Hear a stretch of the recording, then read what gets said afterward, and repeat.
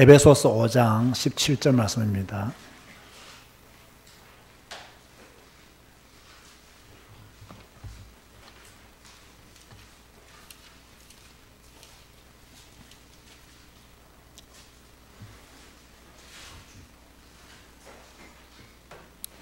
에베소서 5장 17절 말씀. 다 같이 한 목소리를 읽겠습니다. 그러므로 어리석은 자가 되지 말고 오직 주의 뜻이 무엇인가 이해하라. 다시 한번 읽겠습니다. 그러므로 어리석은 자가 되지 말고 오직 주의 뜻이 무엇인가 이해하라. 본문의 말씀만 딱 보면 어리석은 자는 누구예요? 주의 뜻이 무엇인지 이해하지 못하는 사람이 어리석은 사람이에요. 그런데 실제로 신앙생활 하면서 우리가 주의 뜻을 이해하지 못할 때도 많이 있습니다. 그래서 우리는 기도하기도 하고 주님의 뜻이 이루어지기를 기다리기도 하죠. 자, 오늘은 그 하나님의 뜻과 인도라는 제목으로 말씀을 배우겠는데요. 자, 그동안 제가 준비했던 우리가 알아야 될 기초적인 내용 마지막 부분입니다. 상당히 내용적으로는 어렵고 좀 힘든 부분이고요. 또 여러분이 잘 들어주셔야 됩니다. 자, 우리가 기본적으로 가져야 될 신앙이 뭡니까? 하나님은 하나님의 계획을 가지시고 세상을 움직이신다는 겁니다. 하나님은 여러분 개인을 향한 계획이 있을까요? 없을까요? 있어요. 여러분 개인을 향한 계획이 있고 여러분 가정을 향한 계획이 우리는 모르지만 하나님에게는 있어요. 우리 자녀를 향한 계획도 우리는 미래를 알 수 없기 때문에 불안에 떨지만 하나님은 우리 자녀에 대한 계획도 다 가지고 계시는 거예요. 다만 우리가 그것을 모르기 때문에 불안한 거죠. 우리가 모르기 때문에 답답한 거죠. 그러나 하나님은 우리 개인과 우리 가정 또 하나님 우리 제자 교회를 향한 계획이 있을까요? 없을까요? 저는 있다고 믿거든요. 무엇인지는 몰라. 그러나 하나님은 계획을 가지시고 우리를 움직이시고 우리를 인도하신다는 것입니다. 그렇다고 한다면 하나님은 우리에게 모든 계획을 가지시고 우리를 인도하시는데 문제는 이제 우리가 어떻게 하나님의 뜻을 알 것이냐는 겁니다. 우리가 어떻게 하나님의 뜻을 찾아갈 것이냐는 겁니다. 여기에 고민이 있는 거죠. 하나님 우리에게 누구야 나타나셔가지고 너희를 향한 내 뜻은 이것이니라 이러면 얼마나 신앙생활이 아주 심플하고 재밌겠어요. 근데 하나님은 맨날 우리 보고 성경만 읽으라지 음성은 들려주지 않는다고. 그러니까 우리가 성경을 읽으면서 때로는 오늘 내가 어떻게 해야 되지? 이것에 대해서 어떤 결정을 내리고 어떤 선택을 해야 되지라고 하는 고민을 할 수밖에 없는 거죠. 그죠? 그런데요, 따지고 보면요, 여러분이 오랫동안 성경을 읽고 성경을 배우고 성경의 가르침을 받잖아요. 그러면 이게 어느 딱 윤곽이 보입니다, 이제요. 윤곽이 딱 보이기 때문에 내가 가야 될 곳, 가지 말아야 될 것, 내가 선택해야 될 것, 내가 선택하면 안 될 것, 내가 하나님과 맞지 않는 것, 내가 무엇을 가지고 있는지, 또 내가 어떤 것을 가지고 나가, 이게요, 성경을 오래 배우면 말씀을 통해서 딱 이렇게 규모가 딱 잡혀지게 돼요. 근데 성경을 안 읽으면 이런 규모 자체가 없어져 버려요. 그러니까 기분 따라. 누가 해봐서 소곤소곤 거리면 따라가 버리고. 그게 주님의 뜻인 줄 알고 그냥 사기당하고. 이런 경우들이 왜 생기느냐면 하나님의 말씀으로 이렇게 딱 뭔가 체계가 안 잡혀서 그래요. 그러니까 제가 여러분에게 성경을 그렇게 읽으라고 하는 이유가 무엇이냐면 사람들의 말에 속지 않기 위해서라도 성경 읽어야 되고요. 또 여러분 주위에 은혜 받았다고 하는 사람, 체험했다는 사람이 많습니다. 그 은혜 받은 거, 그 체험한 거 조심해야 됩니다. 그거요. 굉장히 조심해야 됩니다. 근데 여러분들이 그걸 분별할 수 있는 능력이 없으면요, 은혜 받은 사람이 이런 말을 했는데, 체험한 사람이 이런 말을 했는데, 다 따라간다는 거예요. 근데 우리 교회 교인들은 그런 것에 대해서 좌라나 우러나 흔들리지가 않죠. 우리는 오직 성경이니까. 근데 믿음 약한 분들은요, 먼저 믿은 사람이 나 이런 은혜 받았다, 나 이런 체험했다, 나 이렇게 하나님의 음성을 들었다면요, 그게 굉장히 신비로운 것인 줄 알고 다 따라가 버린다는 거예요. 그죠? 그러니까 우리는 그걸 안 하기 위해서는 뭐 해야 되느냐? 성경을 읽고 성경적인 신앙생활의 어떤 규칙들, 성경적인 신앙생활의 어떤 원리들을 여러분이 성경을 읽음으로 딱 갖추어 두어야 된다는 거예요. 그러면 하나님의 뜻을 찾고 하나님의 뜻을 따라 살기도 훨씬 더 쉬워지는 거죠. 적어도 성도들은요, 이 정도 수준까지는 가야 되는 거예요. 제가 여러분에게 원하는 게 이거예요. 적어도 우리 교회 성도들은 성경을 읽고 성경을 배움으로 말미암아 적어도 성경적인 체계를 가지고 하나님의 뜻을 분별하고 하나님의 인도 받을 수 있는, 그래서 목사가 이래라 저렇게 해라 말하지 않아도 척척 그냥 하나님 은혜 가운데 눈빛만 봐도 알 수 있는 그 정도 수준까지 우리가 가야 되는 거예요. 그런데 막 귓구멍에다가 수서 넣어줘도 못 알아들으면 이게 얼마나 답답하냐 말이에요. 이거 얼마나 답답하냐 말이에요. 근데 우리 교회는 참 다행스럽게도 지금 몇 년 상간 우리 교회는 엄청난 갱신을 했습니다. 엄청난 영적인 변화를, 우리 지금 물꼬를 성경으로 하나님 말씀으로 확 틀어버렸잖아요. 저도 지금 뭐 옛날에 제가 가지고 있었던 거 다 버렸다고 볼 수 있거든요. 다 버리고 오직 성경 한 권으로 그냥 가야 된다. 그런 분명한 믿음을 가지고 있기 때문에 여러분도 지금 그렇게 함께 움직여지고 있는 거죠. 참 저는 이런 면에서는 우리 교회가 작지만은 정말 하나님이 기뻐하실 만한 성도들이 모여 있는 곳이다. 막 그렇다고 해서 여러분이 뭐 완전하다는 말은 아닙니다. 완전하면 다 성천해야 되지. 어떻게 살겠어요? 그죠? 여러분의 목사가 완전하겠습니까? 우리 집사람한테 물어봤어요. 내가 완전한가요? 그죠? 그렇지 않습니다. 그러니까 우리는 그런 것을 자꾸 따지게 되면요, 영적인 것을 놓치게 돼요. 우리는 하나님의 은혜 속에서 먼저 강해져야 됩니다. 자, 그러면서, 그럼 하나님의 뜻의 의미, 잘 들으세요. 하나님의 뜻에는 두 가지가 있다 했습니다. 첫 번째가 뭐죠? 하나님의 주권적인 뜻이 있고, 두 번째가 뭐죠? 하나님의 명령적인 뜻이 있습니다. 자, 잘 들어야 됩니다. 하나님의 뜻에는 두 가지가 있다. 첫 번째가 뭐라고요? 주권적인 뜻. 두 번째는 뭐라고요? 명령적인 뜻. 그 주권적인 뜻과 명령적인 뜻. 이걸 어떻게 알 수 있느냐? 성경을 보면 알 수 있어요. 하나님의 주권적인 뜻이 무엇이며 하나님이 명령하신 뜻이 무엇이냐. 그것도 전부 다 어디서 답을 찾아야 되느냐. 내가 깨닫고 내가 뭐 이거 말해가지고 자꾸 말하면 안 돼요. 하나님의 말씀이 어떤 것은 주권적인 뜻이고 어떤 것은 명령적인 뜻인가. 이걸 분별할 수 있는 눈을 가져야 되는 거죠. 그러면 하나님의 주권적인 뜻은 무엇을 말하느냐라고 했을 때 제가 교재를 안 적어놨네요. 하나님의 주권적인 뜻은 뭐냐면 조금 전에 제가 말씀드린 바와 같이 하나님은 하나님의 계획을 가지고 계신다는 거예요. 내 개인을 향한 하나님의 계획, 여러분 가정을 향한 하나님의 계획, 여러분의 자녀를 향한 하나님의 계획. 이건 하나님의 주권적인 뜻이에요. 그러나 우리는 그 계획을 알아요, 몰라요? 몰라요. 그래서 하나님의 주권적인 뜻이라고 하는 거예요. 우리는 그 계획이 무엇인지 모르기 때문에 하나님의 주권적인 뜻이다. 그렇다면 칼빈이 이런 말을 했습니다. 머슴이 마당을 쓰는 것도 하나님의 계획이다. 하나님의 절대적인 계획 속에서 저 머슴이 지금 마당을 선다. 그런 말을 했거든요.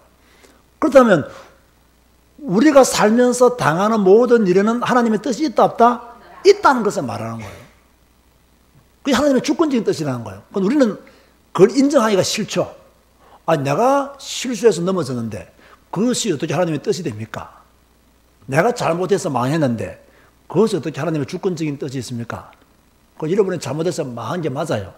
그런데 여러분이 잘못해서 망하도록 하나님은 미리 계획을 세워놨다는 겁니다. 우리는 그것을 몰랐을 뿐이죠. 반대로 내가 열심히 해서 복 받았는데 이렇게 생각한다면 그것도 안 된다는 거예요. 내가 열심히 할 수 있도록 하나님이 도와주셨고 은혜를 베풀어 주셨다는 거예요. 그런 가운데 우리가 복을 받도록 하나님은 역사하셨다는 겁니다. 우리는 하나님의 주권적인 뜻, 하나님의 주권적인 계획은 알 수가 없어요. 알 수가 없지만 하나님은 계획을 세우고 계시는 거예요. 그래서 하나님의 주권에서 벗어나는 일은 없다. 그래서 철저히 장로교 신앙, 그 칼빈주의의 그 신앙의 어떤 기초라고 하면요, 하나님의 절대 주권을 믿는 겁니다. 그렇다면 여러분 부부가 결혼한 거 실수입니까? 하나님의 주권적인 뜻입니까? 말하기가 싫지, 지금 괴로우니까. 네? 여러분의 부부가 결혼한 거 뭐예요?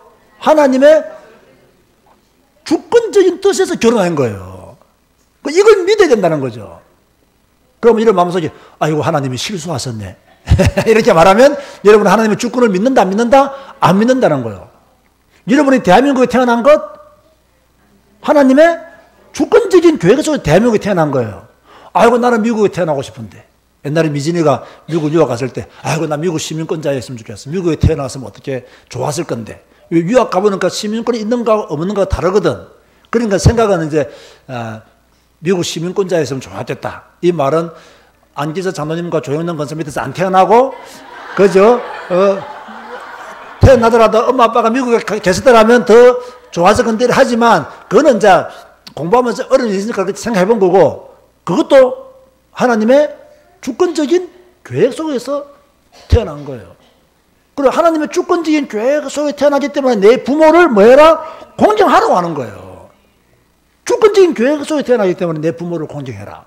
그죠? 그 만약에 미진이가 저런 부모님 밑에서 안 태어났으면 이상한 부모 밑에서 저 남아프리카 저렇게 태어날 수 있을 거예요. 그렇게 하면 안 된다. 그걸 감사하게 생각하고 하나님의 주권적인 뜻으로 믿어야 된다는 이야기예요. 이거는 철저한, 우리는요, 하나님의 주권적인 뜻에 대한 믿음을 가져야 됩니다. 저는 이 믿음이 있습니다. 하나님의 주권이다. 내가 원하는 만큼 모든 것이 이루어지지 않았다 할지라도 이것은 하나님의 절대 주권이다. 나는 이 주권에 순응해야 되고 감사해야 되고 따라가야 된다. 내가 이 주권에 불평하는 순간 이스라엘 백성들이 광야에서 불평한 것과 똑같다. 그래서 감사해야 된다. 그렇게 말하는 거예요. 그래서 이사야 14장 24절에 보면요, 만군의 여호와께서 맹세하여 이르시되 내가 생각한 것이 반드시 되며 내가 경영한 것을 반드시 이루리라. 하나님 말씀하세요. 내가 생각한 것 반드시 되고 내가 경영하는 것 반드시 이루겠다. 하나님의 생각, 하나님의 계획을 하나님이 반드시 이루시겠다고 말하고 있는 거예요. 그게 하나님의 주권적인 뜻이다. 다시 말합니다. 하나님의 주권적인 뜻은 우리가 알 수 있다, 모른다? 모르는 거예요. 그러면 하나님의 주권적인 뜻을 알기 위해서 뭐 해야 됩니까? 그러면 내가 무조건 성경이라고 말하지 말고 좀 생각을 해보고 말을 했죠. 우리가 하나님의 주권적인 뜻을 모르기 때문에 물론 성경이 있고 하나님의 주권적인 뜻을 깨달아가는 것도 있지만, 그래서 기도하는 겁니다. 기도하는 가운데 하나님이 나를 어떻게 인도하시는가를 듣는 겁니다. 듣는 거예요. 그래서 성경 읽는 것과 기도는요, 함께 가야 능력이 나타나는 겁니다. 성경은 읽는데 기도 안 한다. 조금 지식적인 그리스도인이 될 가능성이 많아요. 성경을 읽는 것만큼 기도가 되어져야 규모가 있는 그런 그리스도인이 될 수 있는 거예요. 그래서 주권적인 뜻은 알지 못하기 때문에 우리가 기도함으로 하나님의 뜻을 물어보고 찾아가고 하나님의 뜻을 기다리는 겁니다. 그런데 하나님이 그러면 기도하면 이렇게 하여라 라고 말씀 안 하시거든. 그런데 하나님은 기도하는 자에게 깨달을 수 있는 지혜를 주신다고. 하나님의 뜻을 분별할 수 있는 지혜를 준다고. 그 정도 수준 가야 됩니다. 자, 그럼 두 번째. 그럼 하나님의 명령하신 뜻은 무엇이겠습니까? 하나님의 명령하신 뜻은요, 성경을 통해서 알 수 있는 겁니다. 잘 들으세요. 하나님의 명령하신 뜻은 설교를 통해서 아는 게 아닙니다. 여러분, 설교를 통해서 아는 부분도 있습니다. 그러나 제가 우리 한국교회 교인들이 가지고 있는 그 문제가 뭐냐면요, 그 설교를 통해서 여러분이 하나님의 명령적인 뜻도 알 수 있지만 그 설교에 뭔가 잘못된 찌꺼기가 들어가게 되면 여러분들이 잘못 받아들인다는 이야기죠. 그래서 가능하면 하나님의 그 명령하신 뜻은 성도 스스로가 성경을 통하여 명령을 받아야 된다는 이야기죠. 그죠? 성도 스스로가 성경을 통해서 명령을 받아야 돼요. 그러면 하나님의 주권적인 뜻은 우리가 알 수 없다 친다면 하나님의 명령하신 뜻은 우리가 알 수 있어요? 모를까요? 당연히 알 수 있죠. 왜? 뭘 통해서? 성경을 통해서 확인할 수 있잖아요. 그래서 다시 말해서요, 마태복음 22장 37절을 보면요, 제가 읽어드릴게요. 예수께서 이르시되 내 마음을 다하고 목숨을 다하고 뜻을 다하여 주 너희 하나님을 사랑하라. 여러분, 성경 보면 하라, 하지 말라 이런 것들이 많이 나오죠. 이것은 전부 다 명령하신 뜻입니다. 네 이웃을 사랑하라, 하나님을 사랑하라, 이건 명령하신 뜻이라는 거예요. 그리고 이 명령하신 뜻은 우리가 순종함으로 지켜나가는 거예요. 자, 다시 한번 정리합시다.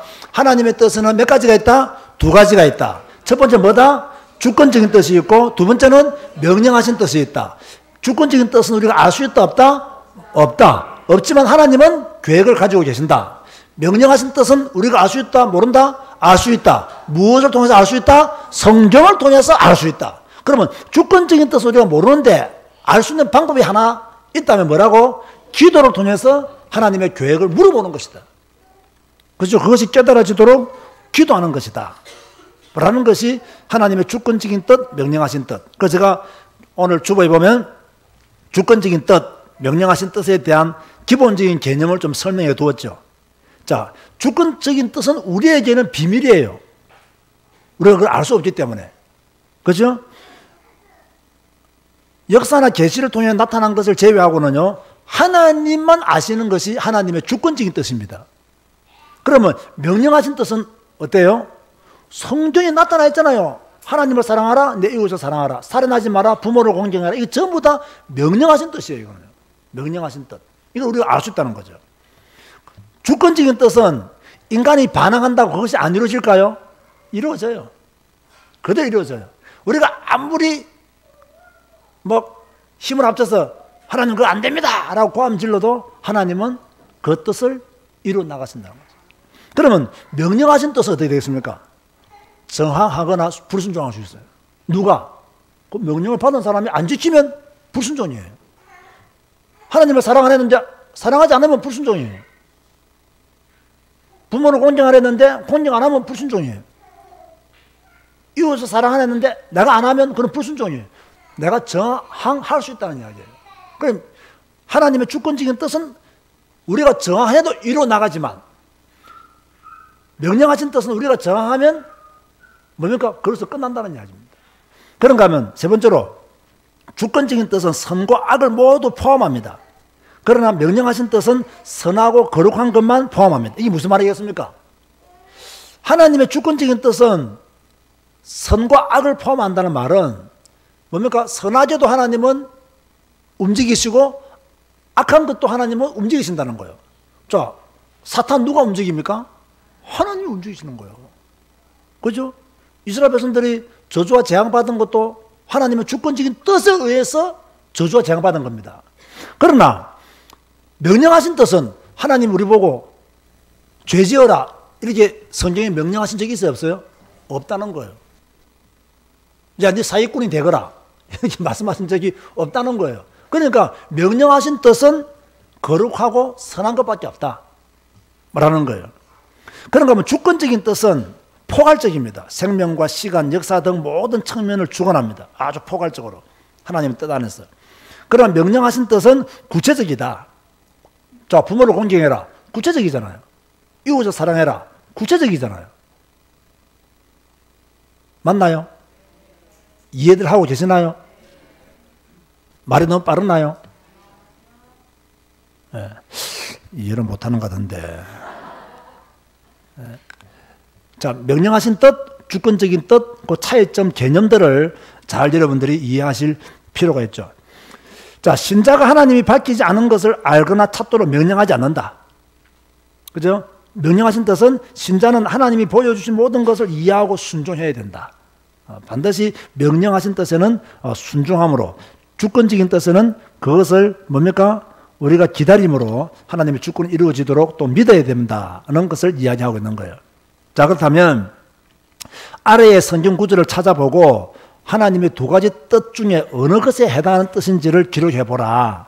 자, 빌립보서 2장 13절 찾아봅시다. 이제 지금까지 제대로 들었는지 안 들었는지는 자, 지금부터 이제 찾아보고 대답하는 거 들어보면 알 수 있어요. 빌립보서 2장 13절 찾아보세요. 한번 읽어볼까요? 시작. 너희 안에서 행하시는 이는 하나님이시니 자기의 기쁘신 뜻을 위하여 너희에게 소원을 두고 행하게 하시나니. 주권적인 뜻이에요? 명령하신 뜻이에요? 예, 주권적인 뜻이죠. 자, 그러면 데살로니가 전서 4장 3절 보세요. 이것은 어느 뜻에 해당하는지. 데살로니가 전서 4장 3절.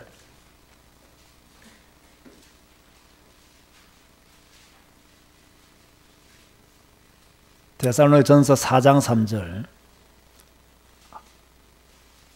자, 읽어볼까요? 시작. 하나님의 뜻은 이것이니 너희의 거룩함이라 곧 음란을 버리고. 주권적인 뜻이에요? 명령하신 뜻이에요? 명령하신 뜻. 아이고 제대로 들으셨네요. 명령하신 뜻이에요 이거는요. 자, 고린도후서 6장 14절 봅시다. 고린도후서 6장 14절.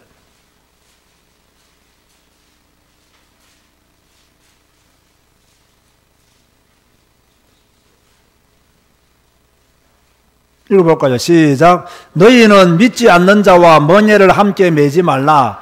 의와 불법이 어찌 함께하며 빛과 어둠이 어찌 사귀며. 주권적인 뜻이에요? 명령하신 뜻이에요? 명령하신 뜻이잖아요. 그러니까 주권적인 뜻, 명령하신 뜻만 제대로 알아도 기본적인 우리 신앙의 어떤 골격은 갖추신다는 거예요. 문제는 뭐냐? 성경을 모르기 때문에 하나님의 뜻을 모른다는 거예요. 성경을 알면, 성경을 배우면 기본적인 그 하나님의 뜻을 찾는 골격은 다 정해지는 거예요. 그 지금 여러분 우리 교회에서 계속 지금 가르치고 있는 성경, 또 제가 여러분에게 메시지를 하고 이 모든 거요, 지금 당장은 이해 안 돼도요, 들어두세요. 이게 몇 년을 딱 걸치고 지나가잖아요. 딱 자리 잡습니다. 이제. 그때 되면 막 하나로 딱 연결이 되어지는. 그 지금 약간 눈물의 꼴짜기를 지난다고 해서 신경이 내지 마시기 바랍니다. 요즘 우리 목사님 너무 어렵게 가르친다. 짜증내지 마시기 바랍니다. 어려운 거 하나도 없고, 그죠?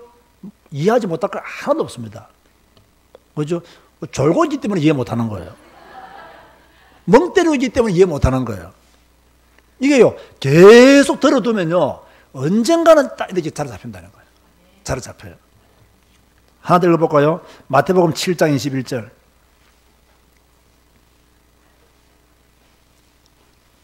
마태복음 7장 21절. 시작.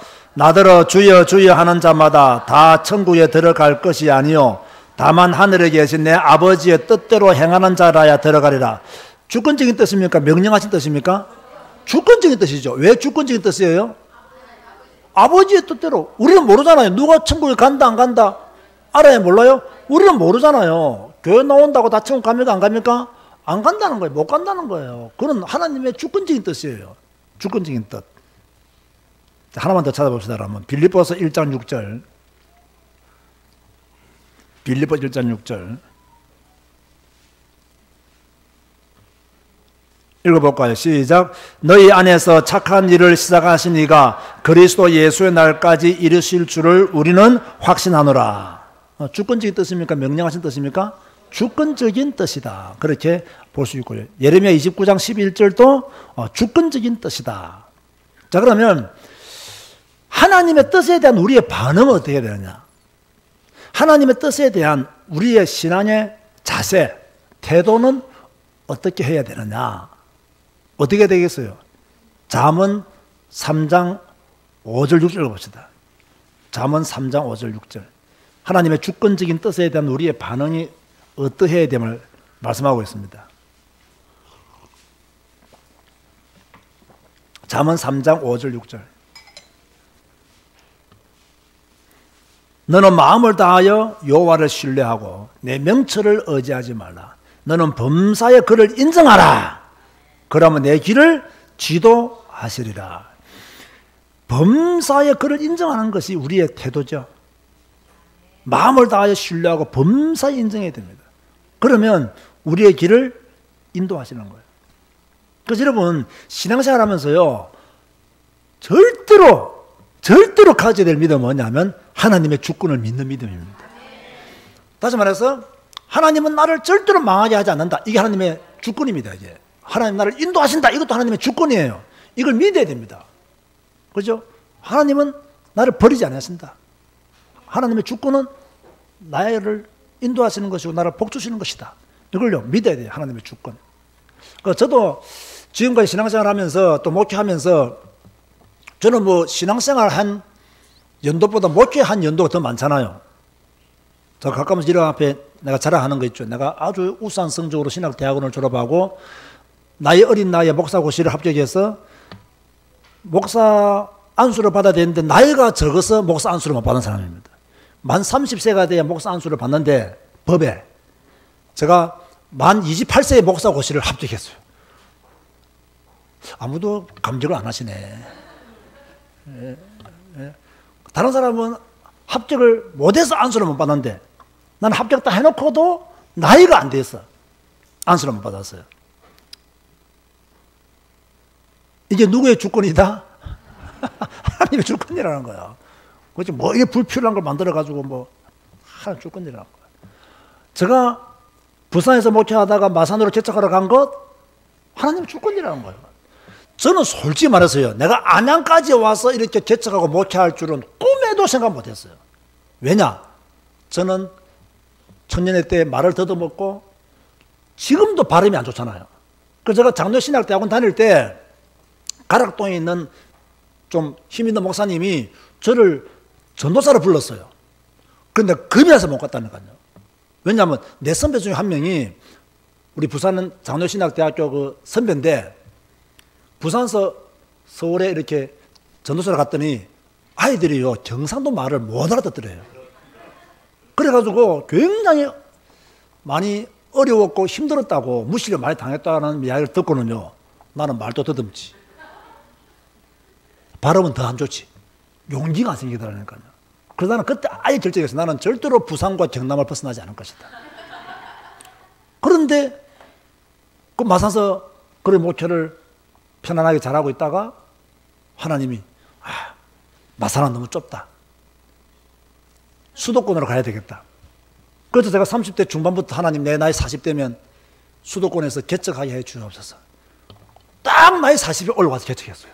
참 이상하죠. 이게 누구의 주권이라고요? 저는 그때 그걸 몰랐거든요. 그냥 나이 40, 제가 전에 한번 놀라운 이야기 했죠. 제가 이 수도권을 개척하기 위해서요. 안양 호계동을 개척하기 전도 3, 4년 전 내가 왔다 갔다니까요. 내 친구 목사가 그러니 한번 개척하려고 하니까 뭐 안양도 괜찮게 돌다가 이 친구 목사가 골목에서 애를 치었어요. 그래서 내가 생각하기에는 크게 다친 건 아닌데 하나님 뜻이 아니다. 그래서 제가 포기하고 다시 마산 내려갔어요. 그 목회를 잘하고 있다가 그래도 이게 아니더라고.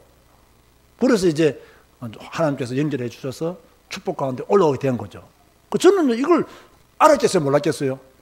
내가 무슨 수로 내가 마산에 있다가 나이 40에 진짜 안양 평촌에 와서 개척할지 내가 어떻게 알았겠어요?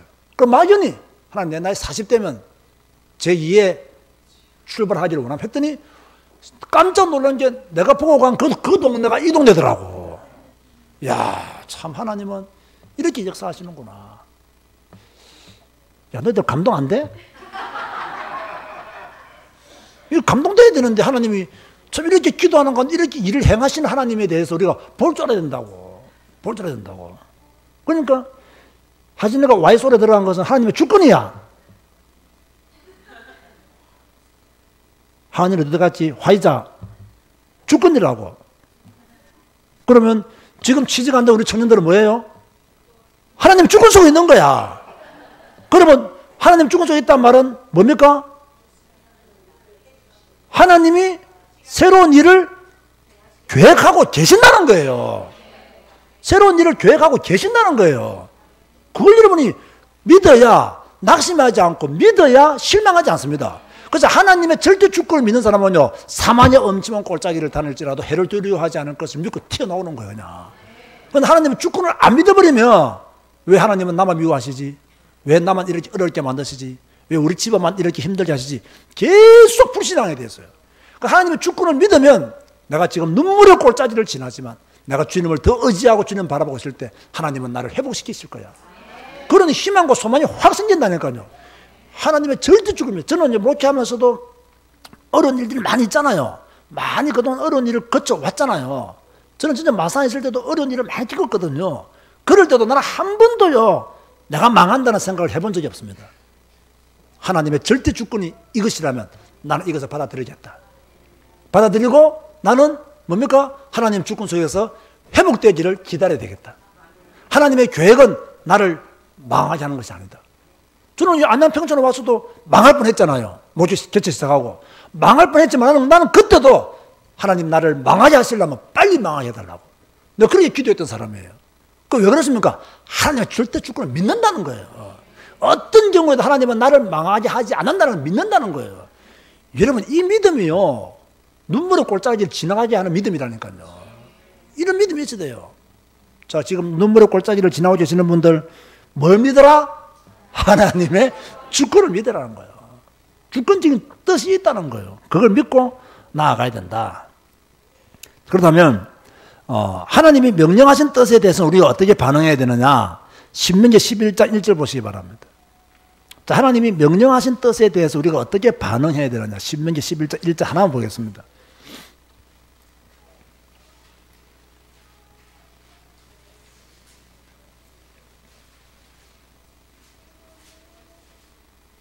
읽어볼까요? 시작.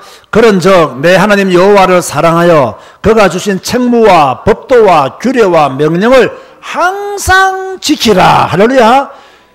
명령하신 뜻은 어떻게 하라고요? 항상 지키라는 거예요. 그게 우리가 해야 될 반응이에요. 명령하신 뜻에 대한 반응 항상 지키도록 애써야 되고, 하나님의 주권적인 뜻은 우리가 신뢰하고 기다려야 된다. 그러면 그것이 이루어진다는 거예요. 자, 그렇다면 하나님의 인도를 우리가 어떻게 알까? 자, 중요하죠. 하나님의 인도를 어떻게 알까? 그런데 이런 제목들은요, 여러분에게 호기심은 가져다 줄 수 있어도요, 여러분이 가지고 있는 호기심에 대한 답변은 100% 못 줍니다. 기본적인 구조, 기본적인 틀만 여러분에게 제공하는 것이고요, 그 틀 안에서 여러분들이 하나님의 인도를 알아가야 되는 거죠. 자, 분명한 것은 하나님은 우리를 인도하실까요? 안 하실까요? 인도하시는 거예요. 지금 여러분이 이곳에 앉아 있는 것 하나님의 인도일까요? 하나님의 저주일까요? 하나님의 인도예요. 그죠? 하나님 인도예요. 그죠? 제가 마산에서 나이 40에 이곳에 올라와서 개척한 것 하나님의 인도고요. 하나님의 주권인 거예요. 그죠? 그래서 나는 하나님의 주권을 여기기 때문에 나는 만회도 여기서 만회해야 되고 성공해도 여기서 나 성공해야 되는 거예요. 여러분 이런 믿음을 완전히 가져버려야 됩니다. 완전히요. 그러면 두려울 게 없어요. 자, 인도의 의미가 뭐냐? 인도는 우리의 삶 속에서 그의 목적을 성취하시려는 하나님의 적극적인 개입이에요. 자, 보세요. 하나님은 우리를 향한 계획을 가지고 있다, 없다? 있다. 그럼 그 계획을 이루시기 위해서는 우리를 인도해야 돼요? 안 해야 돼요? 해야 된다는 거죠. 하나님 우리를 향한 계획을 가지고 있기 때문에 그 계획을 이루시기 위해서는 하나님 우리를 인도하셔야 된다는 거예요. 그러면 여러분 하나님이 여러분 인도할까요? 안 할까요? 하는 거죠, 당연히. 왜? 하나님의 계획이 있는 자니까. 그죠?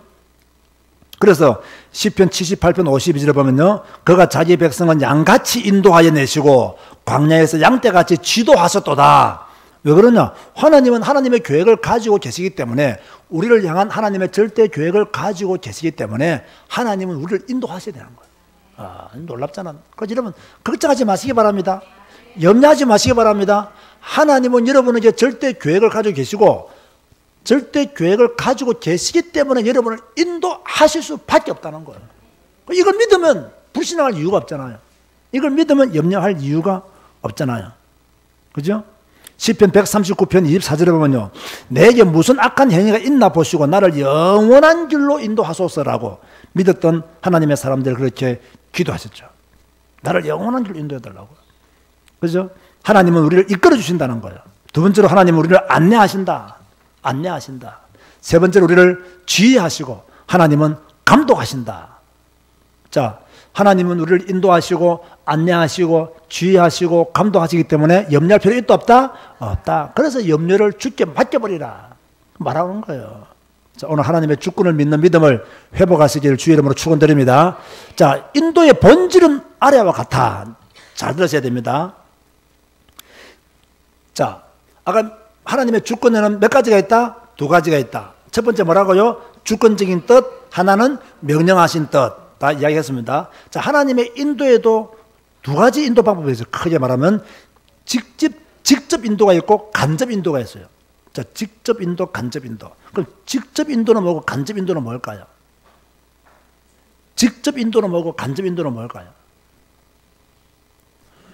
직접 인도는 직접 인도하시는 거고 간접 인도는 간접적으로 인도하시는 거예요. 왜 그렇게 어렵게 생각하십니까? 직접 인도는 직접적으로 인도하시는 거고 간접적 인도는 다른 방법으로 우리를 인도하신다는 거죠. 그죠?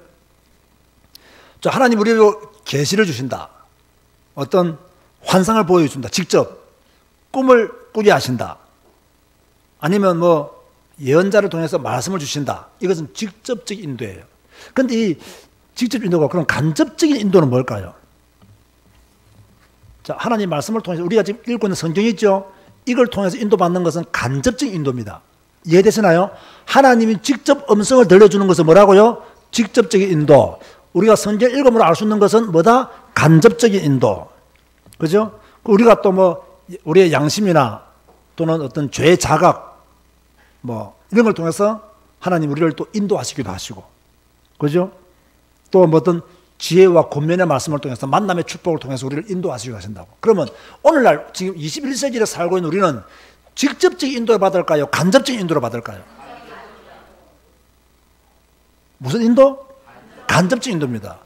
여러분 가능하면요 직접 인도 받으려고 애쓰지 마시기 바랍니다. 내가 신신당부합니다. 하나님이 음성을 들려주시옵소서 이런 기도하지 마시기 바랍니다. 이미 하나님은 성경을 통해서 하나님이 원하시는 것을 다 말씀해 놨어요. 이것도 안 읽고 하나님이 직접 말씀해 주시고 하나님이 한 번만 나타나 주시라니까 산신령된 하나님이 나타나가지고 내가 여호와니라 하니까 그게 하나님인 줄 알고 섬기다가 나중에 되면 귀신이에요. 그런 경우들이 많다니까요. 그래 우리는 직접 인도, 근데 한국교회 성도들은 직접 인도 받으려고 많이 애를 써요. 구약시대는 직접 인도했어요. 그때는 말씀도 없었잖아요. 그래서 사도들, 선지자들을 통해서, 제사장들을 통해서, 모세를 통해서, 아론을 통해서, 사무엘을 통해서 직접 인도했어요. 그죠? 그러나 오늘날에는 하나님이 우리에게 주시거나 말씀이 다 성경에 기록되어 있어요. 그 성경을 통해서 우리를 인도하시기를 원하시는 거예요. 그래서 성도들은 성경에 눈이 가야 돼요. 자, 설교만 들으려고 하지 말고 우리의 눈이 어디에 가야 된다고요? 성경에 가야 돼요. 그래야 목사한테 안 속고 여러분이 제대로 된 인도를 받을 수 있는 거예요. 그래서 오늘날 우리들은 간접적인 인도가 주 인도다. 제가 전에 말했잖아요. 여러분 절대 내가 소문내지 말라면서. 나는 하나님을 한 번도 본 적이 없어요. 저도 목사라면 하나님을 몇 번 봐야 교인들이 우리 목사님이 신령하다 그러고 참 우리 목사님 능력 있다 그러고 우리 목사님 대단하다 그러고 목사님 말씀을 거스리면 안 되는구나 이렇게 말할 건데 나는 한 번도 하나님을 본 적이 없어요. 나는 하나님이 한 번도 윤 목사야 한 번도 불러주신 적이 없었어요. 나는 너무 감사해요. 나를 부른다. 나는 바로 예수님 이름으로 쫓아낼 겁니다. 바로 예수님 이름으로. 저는 하나님의 직접적인 음성이 필요 없는 사람이에요. 왜? 나는 성경 66권으로 충분해요. 하나님의 뜻을 알고 분별하기에 충분해요. 그러나 나는 하나님의 직접적인 음성을 듣기를 원하지 않아요. 내가 모세가 될 이유가 없어요. 나는 모세보다 더 큰 축복받은 사람이에요. 여러분 모세는 신약 모르잖아요. 우리는 신약 다 알고 있잖아요. 그럼 모세보다 우리가 더 큰 축복받은 사람이에요. 왜 이런 것들을 모르는지 모르겠어요. 왜 이런 것들을, 왜 이런 성경 속에 나타나는 그 하나님의 풍성함을 왜 한국교 교인들은 모르고 저 산에 올라가서 음성 들으려고 그러고 뭐 하나님 나타나달라고 그러고 뭐 환상 달라고 그러고 꿈꿔요. 내가 확실히 말합니다. 여러분의 꿈은 다 개꿈입니다. 꿈만 꾸면 자기가 뭐 요셉인 줄 착각하지 마세요. 여러분의 꿈은 거의 100% 무슨 꿈? 개꿈. 물론 여러분 마음속에 뭐 남는 꿈이 있겠죠. 그런데 저는 솔직히 저 마음에 그 기억되고 있는 꿈이 있거든요. 근데 그 꿈이 지금도 안 이루어졌어요. 제가 신학교당할 때 꿈을 꿨는데요. 왜 웃지? 말도 안 했는데.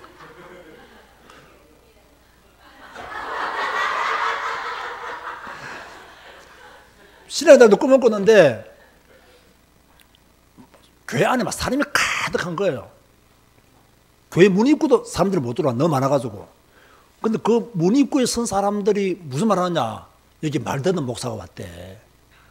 그 말되는 목사라고. 그 말되는 목사가 와서 설교하는데 이렇게 사람들이 많이 모였다고. 우리가 못 들어간다고. 그러면 제가 목회하는 교회가 그 말되는 목사가 내려가 볼 때 빈자리가 없어야 되잖아요. 지금까지도 빈자리가 많아요. 지금까지도. 그게 개꿈이더라고. 그 내가 그런 걸 좋아하기 때문에 내가 붙잡은 거지, 언약으로. 그게 아니라는 거예요. 지금 내 말 이해됩니까? 목사지 때문에 교회가 부흥하기를 원하고 교회가 성장하기를 원하고 들어오지 못할 정도로 사람들이 운지바지를 원하니까, 아, 그것이 하나님 내게 주신 꿈이다 하고 내가 좋아서 붙잡고 있는 거지. 내 희망상이지. 사실은 그것은 개꿈이었다는 거예요. 앞으로 이루어지면 어떻게 할 겁니까? 그럼 감사하면 되지, 뭐. 감사하면 되지. 그죠? 그렇다고 해서 뭐 하나님이 주권을 안 믿는 건 아니니까. 예. 여러분, 지금 제가 하는 이 말이 얼마나 한국교회에 많이 오해되어 있고, 잘못 알고 있고, 이것 때문에 속고, 착각하고, 자기가 최고인 줄로 교만에 빠지는 사람들이 얼마나 많은 줄 아십니까, 여러분? 지가 좋아서 붙잡아 놓고는 하나님의 언약이라 그러고, 자기 동기와 부합되니까 믿음이 되놓고는 그것을 하나님이 주신 축복이라 그러고, 수두룩 합니다, 여러분. 우리 교인들은 진짜요, 영적인 축복을, 의미를 제대로 알아야 됩니다. 자, 정말 많습니다. 지금 아멘 하는 사람들은 그 말의 의미를 아는 거예요. 안 그러면 모릅니다, 이거요. 진짜 모르는, 이게 영적으로 굉장히 예민한 부분이에요. 예민한 부분. 내가 전에 말했잖아. 우리 상담실에서 상담하는데, 자기 교회 목사님하고 자기하고 사이가 안 좋으니까, 자기가 꾸멍꾸멍 목사님이 와서 자기를 막 찌른대요. 막 찌른대. 그래서 너무 괴로워서 전화했는데, 내가 그때 우리 상담실에 잘 안 가는데 그때 딱 내가 전화를 받았어요. 전화를 받았더니 우리 목사님이 나하고 안 맞다고 그러더라고. 왜 안 맞아 했더니 영적으로 안 맞다는 거예요. 그런데 내가 대답했어요. 영적으로 안 맞다는 말이 틀린 말입니다. 성격적으로 안 맞겠죠. 내가 그랬거든요. 아니라 영적으로 안 맞대. 영적으로 안 맞으면 하나는 성령 아니면 악령이고, 이해됩니까? 영적으로 안 맞아도 한 명은 성령, 한 명은 악령이란 말입니다. 한 사람은 하나님의 영을 받았고 한 사람은 귀신의 영을 받았다는 이야기거든요. 그 영적으로 안 맞는 거예요. 성격이 안 맞는 거지. 영적으로 안 맞다가 함부로 말씀하면 안 돼요. 성격이 안 맞는 거야. 그래서 어떤 성향이 안 맞는 거고 신앙의 색깔이 안 맞는 거지. 그죠? 뭐 꿈만큼만 목사님이 막 찌른다는 거예요. 그런데 그 목사님 무슨 펜싱 선수입니까? 매일 찌르게. 예? 그 자기가 목사님이 불편하니까 이제 그렇게 이제 꿈꾼 그 내가 개꿈입니다. 이랬더니 내가 뭐라는지 압니까? 목사님은 영적인 세계를 잘 모르시는 것 같더라고. 이거 내가 참 기가 차서 내가 참 그래 나는 영적인 세계 잘 모른다. 막 빨리 끊었어. 내가 참 속을 그렇게 말하고 말지 겉으로 말 못하고 빨리 끊으라고. 말을 못 알아듣는다니까요. 말을 못 알아들어. 그래서 인도는 직접적인 인도가 있고 간접적인 인도가 있다. 우리는 어떤 인도를 받는다? 간접적인 인도를 받는 시대를 살고 있다. 그래서 우리는 기도하고 성령의 역사에 예민해야 된다는 거예요. 그죠? 그래서 우리는 또 성경 말씀을 통해서 우리를 인도하시고요. 죄의 자각을 통해서 인도하시고요. 하나님의 섭리를 알게 하심으로 우리를 인도하시고요. 우리에게 지혜를 주심으로 하나님은 하나님의 뜻을 우리에게 알려주신다는 것을 알아야 됩니다. 자, 질문하겠습니다. 누가 여러분을 권면한다면 여러분은 잘 듣는 편입니까? 고집을 피우는 편입니까? 대답을 제가 해드릴까요? 누가 여러분을 권면하면 여러분은 그 권면을 그렇습니까? 경청을 잘 합니까? 안 그러면 고집을 피우는 사람일까요?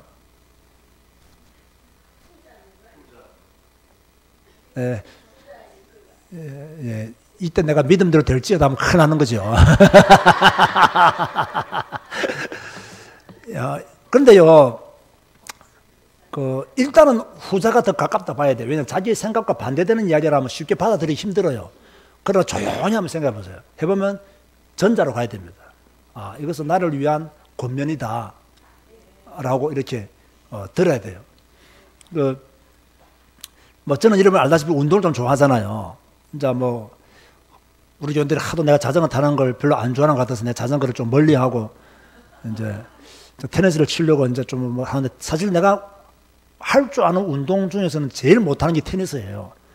다른 탁구라든지 골프라든지 이런 운동은 어지간해가지고 아마추어 치고는 내가 뒤지는 편이 아니에요. 조금만 더 하면. 탁구도 우리 모체사 탁구대회 제가 우승했잖아요. 이제 20년 전에. 그것도 20년 전에 내가 우승했어요. 탁구대회에서. 목사님들 세계에서 탁구대회 우승할 정도면요. 엄청 잘 치는 겁니다. 목사님 탁구도 엄청 잘 치거든요. 그래서 우승했죠. 골프도 우리 구지사님은 제가 몇 번 쳐봤기 때문에 잘 알 건데 제가 그다지 못 치는 골프가 아닙니다. 연습을 워낙 안 해서 그렇지. 조금 하면 금방 80도 초반은 치거든요. 그죠? 자전거도 아마추어 치고는 상당히 잘 타는 편이에요. 제일 못하는 게 뭐냐? 테니스예요. 테니스는 그다지 오래 안 쳐봤기 때문에. 그런데 내가 테니스 치는 거 보고 옆에서 말해줘요. 목사님 이렇게 해보세요 하면요. 처음에는 기분이 나빠요. 나도 니만큼은 치는데 싶은 생각이 들어요. 근데 가만히 생각해보면요. 저분 말이 맞아요.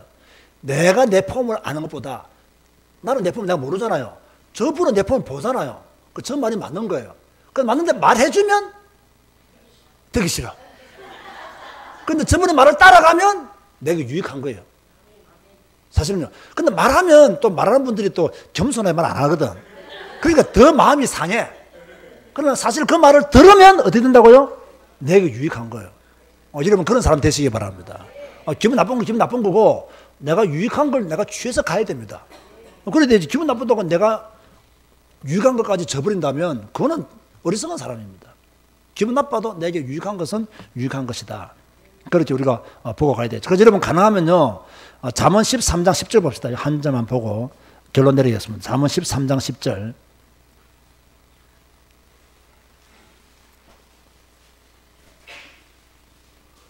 잠언 13장 10절.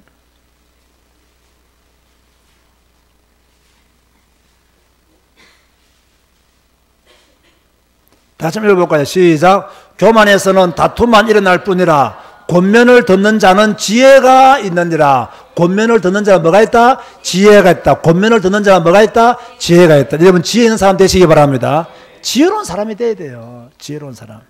결론 맺습니다. 여러분은 지금까지 어떻게 하나님의 뜻을 분별했으며 인도받았는가? 자, 제가 여러분에게 하나님의 뜻을 분별하는 법을 구체적으로 다 말할 수 있다 없다? 없다. 그러나 기본적인 골격은 지금 여러분에게 제공되어진 겁니다. 이 제공되어진 것을 가지고 여러분의 것을 먼저 만들어야 됩니다. 여러분의 것을 만들어야 되고, 그러면 정리될 것은 하나님의 뜻에는 두 가지가 있다. 주권적인 뜻이 있고 명령하신 뜻이 있다. 또 인도의 본질은 직접적인 인도가 있고 간접적인 인도가 있다. 이 그것만 딱 골격을 세워놔도 나머지는 주권적인 뜻은 모르기 때문에 기도함으로 기다리고 찾아내야 되고, 그죠? 그러나 내가 찾아내지 못하더라도 그 뜻은 하나님의 계획도 이루어진다는 걸 우리 믿고 의심 없이 주권을 믿어야 되고, 명령하신 뜻은 내가 지키도록 힘써야 되고, 우리는 가능하면 직접적인 인도를 받도록 자꾸 하지 말고 이미 성경을 통해서 하나님은 완벽한 하나님의 계획을 알려주시기 때문에 간접적인 인도를 받도록 충실하게 성경 읽고 그것을 행하는 자가 되어져야 된다. 이런 기본적인 골격을 세워놓고 순간순간 이런 뭔가를 결정하고 뭔가를 찾아가야 될 때는 이 뜻 안에서 여러분들이 기도하는 가운데 평안을 주시는 대로, 은혜 주시는 대로 이렇게 가야 되는 겁니다. 그래서 제가 여러분이 꼭 부탁하고 싶은 것은요, 여러분의 삶 속에서 뭔가 일이 막 발생하잖아요. 발생하면 언제나 한 발 뒤로 물러서야 됩니다. 한 발 뒤로 물러서야지, 뭐 발생할 때 덥석 물어버리거나 덥석 결정해버리면 거기서 반드시 실수 생깁니다. 조금 늦다고 해서요, 손해볼 것 같이요, 손해 안 봅니다. 오히려 이익 봅니다. 그냥 자꾸 조금 늦으면 기회가 없는 것으로 주위에서 몰아가요. 그러다가 당하는 겁니다. 언제 딱 물러서서 하나님 어떻게 할까요? 하나님의 뜻이 무엇입니까? 하나님이 내게 평안을 주옵소서. 그리고 조금 더 연구하고 바라보다가 하나님이 평안을 주시면 다시 한 번 더 기도해 보는 거예요. 이 평안이 하나님의 평안인지. 그런 가운데 천천히 가는 거예요. 천천히. 그 인도가 받아가야지. 뭐 좋은 기회 왔다고 팍 한다든지 뭐 결정할 때 빨리 결정 내려. 제가 지금 해보니까요, 늘기 실패였더라고요. 여러분, 제가 얼마나 머리가 빠르고 회전이 빠릅니까? 그때마다 실패했어요. 그러니까 내 편을 주려고 기다리면 하나님이 나를 이렇게 몰아가시더라고. 그 몰아가면 되는 거예요. 그래서 내가 막 판단이 빠르고 머리가 빠르니까 결정하고 막 이러니까 이렇게 결국은 좋은 결론이 안 생기더라니까요. 안 생기더라고요. 그래서 우리는 하나님의 뜻을 찬대셔서 흔들림 없이 하나님의 주권적인 뜻은 무조건 신뢰하고 흔들림 없이 믿어야 되고, 하나님의 명령하신 뜻은 그 계명을 지키도록 노력을 해야 되고, 확실히 알지 못할 경우에는 꾸짖지 아니하신 하나님께 기도함으로 평안을 주실 때까지 기다려라. 그런 가운데 하나님의 인도받는, 하나님의 뜻을 분별하는 여러분 되시기를 주님 이름으로 축원드립니다. 기도하시겠습니다. 주님 감사합니다. 오늘 하나님의 뜻과 인도받는 방법에 대한 말씀들을 나누었습니다. 우리는 언제나 하나님의 뜻과 하나님의 인도가 무엇인지는 생각하지도 않고 내가 원하는 것, 내가 바라는 것, 그런 것 중심으로 결정하고 따라가고 일을 진행했습니다. 이제후로는 하나님의 주권적인 뜻이 무엇인지, 하나님이 명령하신 뜻이 무엇인지, 직접적인 인도가 무엇이며 간접 인도가 무엇인지, 또 우리가 알지 못할 때 어떻게 무엇을 해야 되며 어떻게 기다려야 될 것인가에 대해서 우리가 신중히 생각하게 하시고, 우리가 사탄의 인도를 받지 않도록 하시고 하나님의 인도 속에 있는 하나님의 자녀로 살 수 있도록 역사하여 주옵소서. 내 생각, 의지, 경험, 지식 의지하지 아니하고 주권적인 뜻과 명령하신 뜻에 충실한 믿음의 삶을 살게 하여 주옵소서. 예수님의 이름으로 기도드리옵나이다. 아멘.